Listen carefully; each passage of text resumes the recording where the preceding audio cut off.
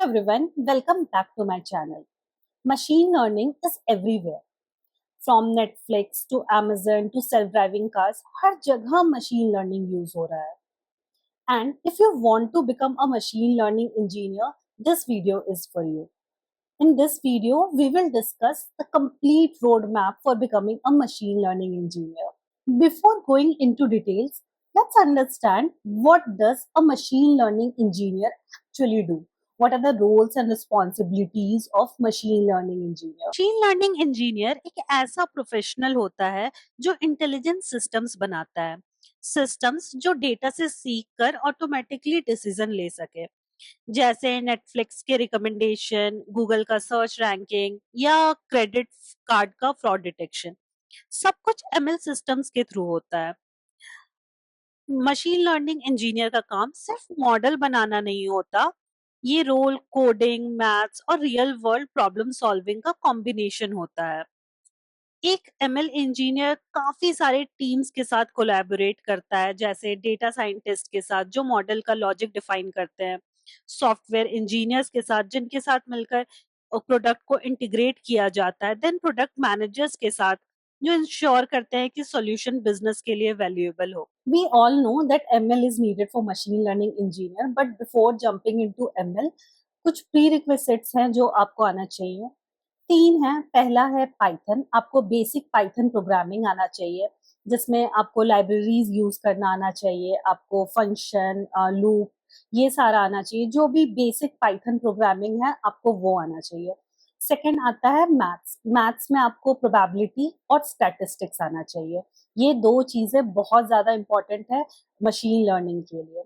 और थर्ड है आपको बेसिक डीएसए आना चाहिए. बहुत ज्यादा इन डेप्थ नॉलेज नहीं चाहिए, बट बेसिक डीएसए आपको आना चाहिए मशीन लर्निंग इंजीनियर के लिए. Now it's time for machine learning fundamentals. आपको मशीन लर्निंग के कोर कंसेप्ट्स आने चाहिए. Start with supervised learning concepts like regression and classification.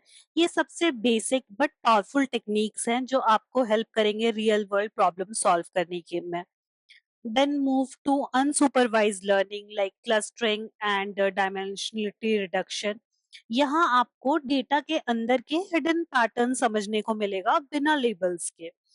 Supervised और अनसुपरवाइज्ड लर्निंग का बेसिक डिफरेंस होता है कि सुपरवाइज्ड लर्निंग में जो हम ट्रेनिंग डेटा यूज करते हैं उसमें लेबल्स होता है, बट अनसुपरवाइज्ड लर्निंग में लेबल्स नहीं होता है। Learn popular algorithms like decision trees, KNN, support vector machines, which is also called as SVM. Then in सब का implementation करें using scikit-learn and evaluate them with metrics like accuracy, precision recall और F1 score. कुछ small projects बनाएं, like price prediction, spam detection या customer segmentation, ताकि आप theory के साथ हैंड्स ऑन एक्सपीरियंस भी ले सके। और लास्ट में आता है रीइंफोर्समेंट लर्निंग। ये एक ऐसा लर्निंग सेटअप है जहां एजेंट इन्वायरमेंट के साथ इंटरैक्ट करता है, रिवॉर्ड्स मिलते हैं, पनिशमेंट भी, और गोल होता है बेस्ट एक्शन लेना over time. Start with concepts like Markov decision process, Q learning, and then exploration versus exploitation. ये concepts real world gaming, robotics और automation में काफी useful होते हैं। इन लर्निंग के बाद आता है डीप लर्निंग. अगर आपको एक मशीन लर्निंग इंजीनियर बनना है तो आपको डीप लर्निंग भी आना चाहिए. Deep learning, you can start with neural networks. Start with the basics, perceptrons, forward pass, back propagation. In concepts को समझें. Once you are comfortable, then move into advanced architectures like CNN, RNN, then transformers. Use frameworks like PyTorch और TensorFlow for implementation. आप इसको practice करने के लिए Google Colab use कर सकते हैं। वहां पे आपको फ्री जीपीयू मिल जाता है जो परफेक्ट है डीप लर्निंग मॉडल्स को ट्रेन करने के लिए। आपको इस पे भी प्रोजेक्ट्स बनाने चाहिए। कुछ जो प्रोजेक्ट्स हैं, सिंपल प्रोजेक्ट्स हैं, वो आप कर लो इसके ऊपर, जैसे डिजिट रिकॉग्नाइजर या फिर image classifier, text sentiment analysis. जब हमने मशीन लर्निंग और डीप लर्निंग सीख लिया तो हमने मॉडल को ट्रेन करना सीख लिया, बट रियल वर्ल्ड में मॉडल को बस ट्रेन करना इम्पोर्टेंट नहीं होता, बल्कि उसको डिप्लॉय करना और मेंटेन करना भी उतना ही इम्पोर्टेंट होता है. So there comes MLOps. MLOps is all about making your ML projects production ready. तो इसमें आपको सबसे पहले पढ़ना होगा वर्जनिंग. उसमें आप DVC पढ़ सकते हो. DVC used for trekking your experiments with ML flow. उसके बाद आपको ये पढ़ना होगा इसमें कि आपका कौन सा मॉडल कौन से हाइपर पैरामीटर्स के साथ बेस्ट परफॉर्म कर रहा है. उसके बाद आता है सर्विंग, जिसमें मॉडल को सर्व करने के लिए कौन-कौन से टूल्स यूज़ होते हैं. कुछ एग्जांपल्स हैं जैसे डॉकर, फास्ट एपीआई या फ्लास्क, ये सारे यूज़ होते हैं एमएल मॉडल्स को डिप्लॉय करने के लिए. इसके बाद आपको सीआई/सीडी पाइपलाइंस पढ़ना होगा. सीआई/सीडी पाइपलाइन सेटअप होता है ऑटोमेशन के लिए. इससे हर अपडेट के बाद मॉडल्स ऑटोमेटिकली डिप्लॉय हो जाते हैं. और लास्ट में आपको पढ़ना होगा होस्टिंग के लिए क्लाउड सर्विसेज. इसमें कुछ भी आप पढ़ सकते हो, आइदर एडब्ल्यूएस, जीसीपी या फिर अज्योर. ये सारे तो थे basics, machine learning, deep learning, MLOps, प्रीरिक्विजिट्स में पाइथन, देन मैथ्स और उसके बाद DSA. बट आपको स्पेशलाइजेशन भी करना होगा. आइदर आप NLP में स्पेशलाइजेशन कर सकते हो या फिर कंप्यूटर विजन में या फिर जनरेटिव AI में. सिंस अभी जनरेटिव AI बहुत ज़्यादा इन डिमांड है, तो आप जनरेटिव AI में स्पेशलाइजेशन करोगे तो वो ज़्यादा यूजफुल होगा. NLP भी काफ़ी यूजफुल है अगर आप NLP चूज करना चाहते हो. कोई भी एक चीज़ इन तीनों में चूज करो और उसमें स्पेशलाइजेशन करो. ये बहुत ज़्यादा इंपॉर्टेंट हो जाता है अगर आप एक मशीन लर्निंग इंजीनियर बनना चाहते हो. हम बात करते हैं पोर्टफोलियो के बारे में.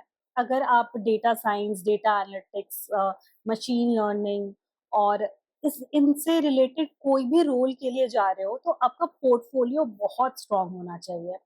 आपके प्रोजेक्ट्स बहुत मैटर करते हैं इन सारे इंटरव्यूज में. तो आप अपना गिटहब रिपोजिटरी बनाओ, वहाँ पे अपना सारा कोड डंप इन करो. आप लिंक्डइन को अपना स्ट्रांग रखो, वहाँ पे अपने प्रोजेक्ट्स को शोकेस करो. आप मीडियम या फिर कोई भी ऐसे वेबसाइट पे ब्लॉग्स लिख सकते हो. वो सब बहुत इम्पैक्ट डालता है इन सारे इंटरव्यूज में. अगर आप data analyst, data science, machine learning या जनरेटिव AI वाले इंटरव्यूज में जा रहे हो तो आपका पोर्टफोलियो कितना स्ट्रांग है ये बहुत ज्यादा इम्पैक्ट डालेगा. Now let's discuss what should we do to get a job. तो सबसे पहला है, you should build a very strong resume. Resume बहुत ज़्यादा इम्पैक्ट डालता है. आपका रिज्यूमे जितना ज़्यादा स्ट्रांग होगा आपको उतने ज़्यादा इंटरव्यू कॉल्स आएंगे. और इन सारे डेटा रिलेटेड जॉब्स में, B it data science, data analytics, machine learning, AI engineer और जनरेटिव AI रोल, सॉरी, तो इन सब में जॉब मिलने में थोड़ा टाइम लगता है. तो अगर आपका रिज्यूमे स्ट्रांग रहेगा तो आपको ज़्यादा इंटरव्यू कॉल्स आएंगे और आपका चांसेस बढ़ जाएगा जॉब लेने का. So give maximum number of interviews and stay consistent. आपका लिंक्डइन भी प्रोफाइल स्ट्रांग रखिए, उसमें एक्टिव रहिए, उससे भी बहुत ज़्यादा कॉल्स आते हैं. उसके बाद जो भी आपको इंटरव्यूज में फीडबैक मिल रहा है उसको इनकॉर्पोरेट करें. और जो भी न्यू क्वेश्चंस आप देख रहे हो इंटरव्यू में उसको सॉल्व करें, बी इट कोडिंग और थियोरेटिकल क्वेश्चंस, दोनों को बहुत ज़्यादा प्रैक्टिस कीजिए. then definitely you'll get a job as a machine learning engineer. So this was the complete roadmap for machine learning engineer. If you have any question, do let me know in the comment section. If you like this video, please do like, share and subscribe. Thank you so much for watching. I'll see you again in another video.